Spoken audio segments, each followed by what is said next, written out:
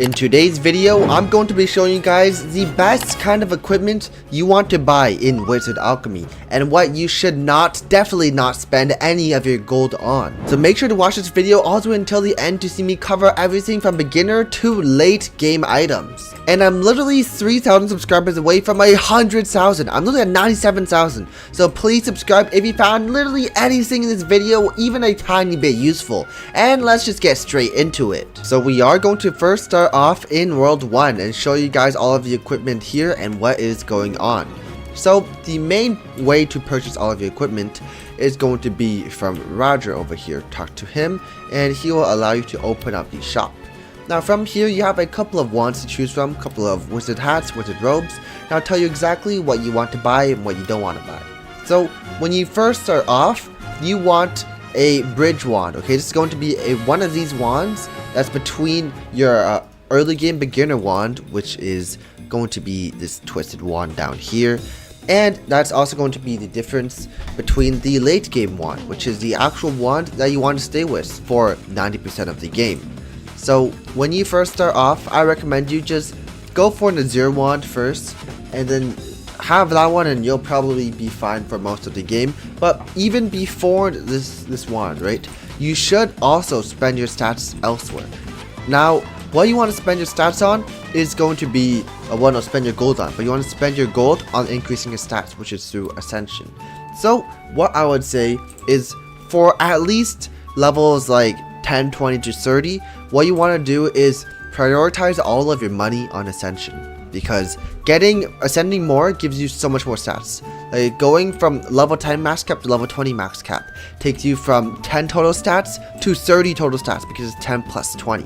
Which means 20 stats, just for reference how much that is, if I do 20 and I press that on HP, right? Boom, look at my HP bar. Do you notice how I went down by a lot? That's because my HP effectively tripled in value, just because of the stat bonuses that I would have gained. So definitely number one priority is to spend all of your money on Magic Ascension and don't buy any gear for now. But after you get that, then it would be okay to head over here and get yourself an Azure wand. You could even get yourself a Wingbird wand, you know, just as a little bridge. But I actually did get the Azure wand because it was a part of I believe it was some kind of beginner's deal up here. But yeah, just get yourself one of these wands.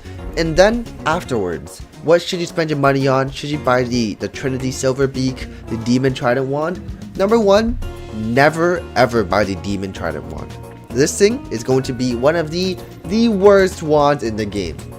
Like, not like literally the worst one, but like in terms of value, I mean 8k, it's for, look at the stats, right? Like this one gives you a bunch of HP, right? But this one, like attack boost, I mean that's like 5% more attack boost, that's 5 more attack as well, but it's basically like, what is it, 7 times the price of the Azure wand. Simply not worth it at all. So definitely skip that one. And also you want to skip the Trinity Silver Beak, the value provides is not as much. But here is going to be 2 more wands, hidden wands across this island. Now if you're here on the level 1 area, you probably don't have ability to flight, so I'm just gonna walk the rest of the way.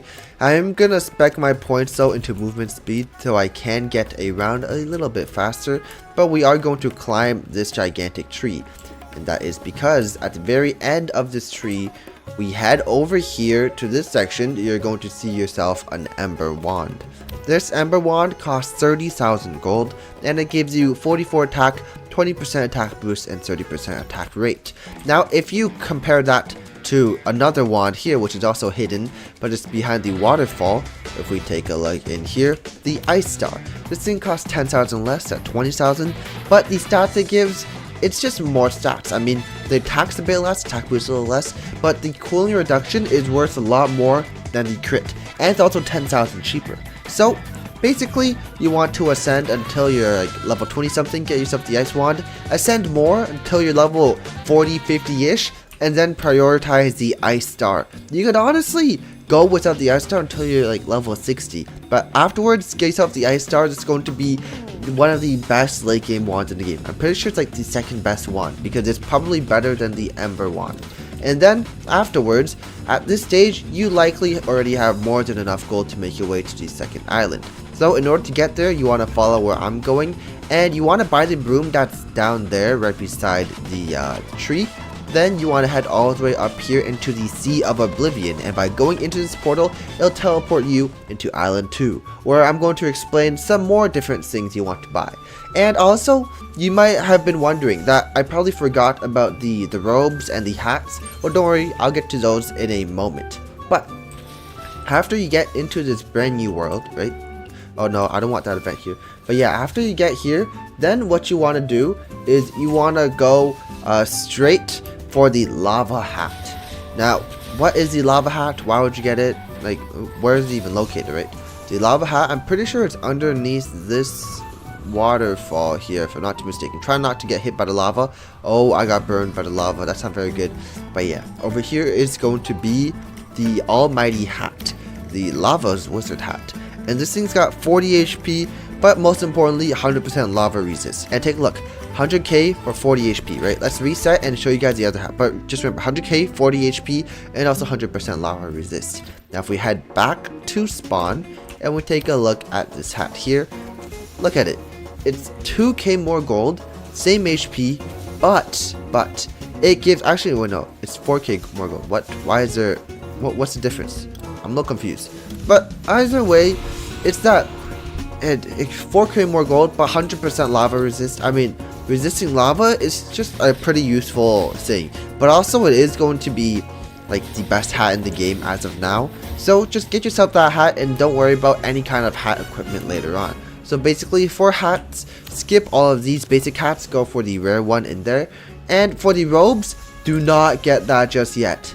That's not really worth it. Not yet. Because what I recommend, well, let me first show you the robe, alright? Look at the stats that it gives. I mean, like 30, 60, 60. That's basically a couple of stat points in HP, and you don't really need that much HP. I mean, at that point, it's just overkill, right? What you really need is the damage to be able to one-shot the mob, so you can actually AFK in certain areas. Or just damage to, you know, like, fight a bunch of the mutant mobs over there. So what you really want to do is make your way to the extremely tip top of this gigantic mountain. We are going to take a little while to fly all the way over. And once we are here, there's also a cool little chest here for me to pick up. But most importantly, we have the core flame rod. And at this stage of the game, where you finally have the best hat in the game, you are like level 60, 70-ish, maybe like level 80, potentially. But at this stage, it's finally okay to buy the best rod in the, the best rod in the game, the core flame rod. This thing, the attack stat, it's a little lower, right? The cooldown reduction is a little lower, but it does give, I think it's a little bit higher attack boost, and most importantly, it's got a bit of attack rate, which, crit rate. But crit rate isn't that good, but it's better than the ice wand. Not by much though, so that's why I prioritize the hat before it. Not by much, but it still is an improvement. And finally, after you have the best wand in the game, which is the core flame wand, and you also have the best hat in the game, which is underneath that waterfall, then you can go for the last piece of equipment to finish out your set and progress yourself all the way from beginner to the very end of endgame, which is going to be, we head back into the shop, talk to good old Roger here, and open up his shop where we can finally buy the best robe in the game, the Starlight robe, also the Golden Reverie, because they have the same stats. Now, if you did learn anything new, subscribe, because I'm almost at 100,000 subscribers. And so, if you want to be OG 100k, subscribe, and I'll see you guys in the next video.